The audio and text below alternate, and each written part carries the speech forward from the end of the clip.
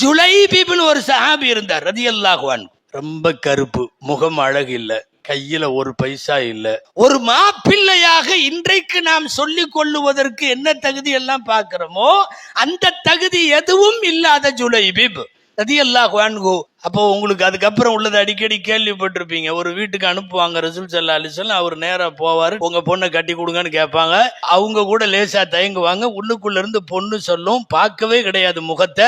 அல்லாஹ்வும் ரசூலும் என்ன முடிவு பண்ணாலும் நான் ஏத்துக்கிறேன்னு சொல்லுவாங்க.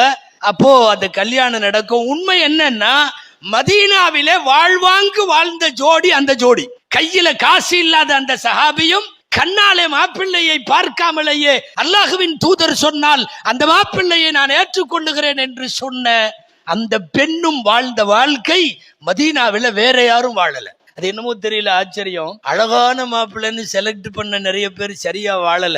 நல்ல மாப்பிள்ளை இல்லை என்று யாரெல்லாம் ஒதுக்கி தள்ளினார்களோ அந்த ஜோடிகள் தான் மதீனாவிலே நலமாக வளமாக வாழ்ந்திருக்கிறார். நான் சொல்ல வர்றது, வாலிபர்களை காசு பணம் பிரச்சனை கிடையாது. சஹாபாக்களாகிய ஒரு வாலிப சமூகம் முன்னாலே இருந்ததல்லவா? காசு பணம் அவர்களிடம் இல்லை.